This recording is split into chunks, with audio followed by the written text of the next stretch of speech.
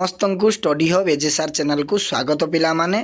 ପିଲାମାନେ ଆଜିର ଭିଡ଼ିଓରେ ଅର୍ଥଶାସ୍ତ୍ରର ୟୁନିଟ୍ 1ର ଚାପ୍ଟର 1 ଚାପ୍ଟର 2 MCQ ଡିସ୍କସନ୍ କରିବା। ପିଲାମାନେ ଏଗୁଡ଼ିକ ସିଲେକ୍ଟେଡ୍ MCQ ପିଲାମାନେ ଟପ୍ 20 MCQ ପ୍ରତିଦିନ ଆମେ କ୍ଲାସ୍ କରୁଛେ ପିଲାମାନେ, ଏବଂ ଏଗୁଡ଼ିକ ଇଣ୍ଟରନାଲ୍ ପରୀକ୍ଷାରେ 100% ଆସିବ। ଏଗୁଡ଼ିକ ନୋଟ୍ କରନ୍ତୁ ଏବଂ ସାଙ୍ଗସାଥୀମାନଙ୍କୁ ପିଲାମାନେ ଯଦି ସେୟାର କରିନାହାନ୍ତି ସେୟାର କରିଦିଅନ୍ତୁ। ଚ୍ୟାନେଲକୁ ଯଦି ପ୍ରଥମ ଥର ପାଇଁ ଆସିଛନ୍ତି ସବସ୍କ୍ରାଇବ୍ କରିଦିଅନ୍ତୁ, ଯାହାଫଳରେ କି ପ୍ରତିଦିନ କ୍ଲାସ୍ ପାଇପାରିବେ। ଇଣ୍ଟରନାଲ୍ ବିଷୟ ହେଉ ଏବଂ ବୋର୍ଡ଼ ପରୀକ୍ଷା ବିଷୟରେ ହେଉ, ସବୁକିଛିର କ୍ଲାସ୍ ମୁଁ କରୁଛି ପିଲାମାନେ।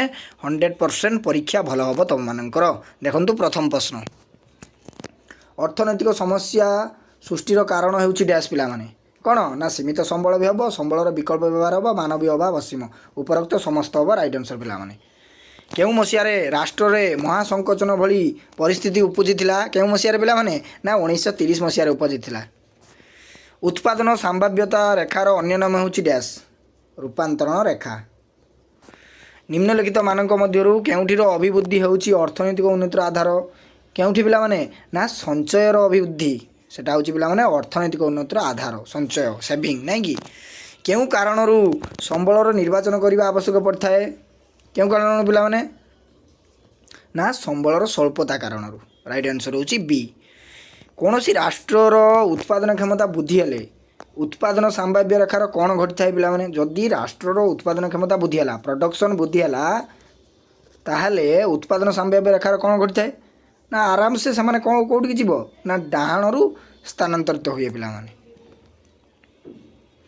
ସମ୍ବଳର ପୁନଃବିନିଯୋଗ ଘଟିଲେ ଦେଶର ଅଭିବୃଦ୍ଧି ହାରରେ କ'ଣ ଘଟେ? ସମ୍ବଳର ପୁନଃବିନିଯୋଗ ଘଟିଲା, ଦେଶର ଅଭିବୃଦ୍ଧି ହ୍ରାସ ହେବ ନା ବୃଦ୍ଧି ହେବ? ଅବଭିୟସଲି ପିଲାମାନେ ବୃଦ୍ଧି ହେବ। Right answer. ଦେଖନ୍ତୁ ପିଲାମାନେ 8 ନମ୍ବର ପ୍ରଶ୍ନ, ସଙ୍କୋଚନ ବା ଡିପ୍ରେସନ୍ ଫଳରେ ଲାଭର କ'ଣ ହୁଏ ପିଲାମାନେ? ନା ହ୍ରାସ ହୁଏ। ହ୍ରାସ ହେଉଛି ରାଇଟ୍ ଆନ୍ସର୍। ମୌଳିକ ଅର୍ଥନୈତିକ ସମସ୍ୟାଟି ହେଲା ଡ୍ୟାସ୍? ମନୋନ୍ନୟନ, ଚଏସ୍, ନାଇଁ କି? ମୌଳିକ ଅର୍ଥନୈତିକ ସମସ୍ୟା। ସମ୍ବଳର ଯୋଗାଣ ସମ୍ବଳର ଆବଶ୍ୟକତାଠାରୁ କମ୍ ହୋଇଥିବା କାରଣରୁ କେଉଁ ସମସ୍ୟା ସୃଷ୍ଟି ହୋଇଥାଏ? ନା ଅର୍ଥନୈତିକ ସମସ୍ୟା ସୃଷ୍ଟି ହେବ ପିଲାମାନେ।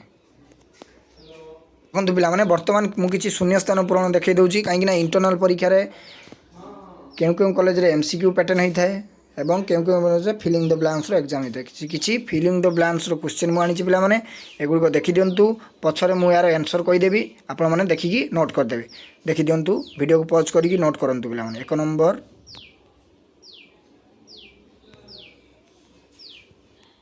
ଦେଖିଦିଅନ୍ତୁ ଭଲ କି ପିଲାମାନେ, ଏଗୁଡ଼ିକ ନୋଟ୍ କରିଦେବେ ପିଲାମାନେ। ବହୁତ ଗୁରୁତ୍ୱପୂର୍ଣ୍ଣ ପ୍ରଶ୍ନ ଗୁଡ଼ିକ। ଦେଖନ୍ତୁ 12ଟି ପିଲାମାନେ। ଦେଖନ୍ତୁ ପିଲାମାନେ, ଫିଲିଂ ଦ ବ୍ଲାଙ୍କ୍ସ କ୍ୱେଶ୍ଚିନ୍ର ଆନ୍ସର୍ ଗୁଡ଼ିକ। 1 ନମ୍ବରରେ ଅର୍ଥନୈତିକ ସ୍ଥିରତା, ଦୁର୍ଲଭ ସାଧନା, ଏଗୁଡ଼ିକ ଦେଖିଦିଅନ୍ତୁ। ପ୍ରଯୁକ୍ତି 3 ନମ୍ବର, 4 ନମ୍ବର ହେଲା ଅର୍ଥନୈତିକ, 5 ନମ୍ବର ମୁକ୍ତ, ସମ୍ଭାବ୍ୟ ରେଖା 6 ନମ୍ବର, 7 ନମ୍ବର ବୁଦ୍ଧି। କ୍ୱେଶ୍ଚିନ୍ ଗୁଡ଼ିକ ପିଲାମାନେ ଲେଖିକି ଏଗୁଡ଼ିକ ଆନ୍ସର୍ରେ ଲେଖିଦେବେ, ଯାହାଫଳରେ କି ପଢ଼ିବା ପାଇଁ ସୁବିଧା ହେବ। ଅର୍ଥନୈତିକ ଅଭିବୃଦ୍ଧି, ବୈଦେଶିକ ମୁଦ୍ରା, ସଞ୍ଚୟ, ବାଣିଜ୍ୟିକ ଚକ୍ର, ହ୍ରାସ। ଏତିକି ପିଲାମାନେ, ଏତିକି ତୁମମାନଙ୍କର ଟପ୍ 20 ସିଲେକ୍ଟେଡ୍ କ୍ୱେଶ୍ଚିନ୍ ଗୁଡ଼ିକ ଥିଲା ପିଲାମାନେ। ଏଗୁଡ଼ିକ ପଢ଼ନ୍ତୁ 100%। ଦେଖନ୍ତୁ ପିଲାମାନେ, ଏ ଥିଲା ଟପ୍ 20 MCQ ପିଲାମାନେ। ଏଗୁଡ଼ିକ ପ୍ରାକ୍ଟିସ୍ କରନ୍ତୁ। ଆଜି ପାଇଁ ଏତିକି, ରହୁଛି। ଜୟ ଜଗନ୍ନାଥ, ବନ୍ଦେ ଉତ୍କଳ ଜନନୀ।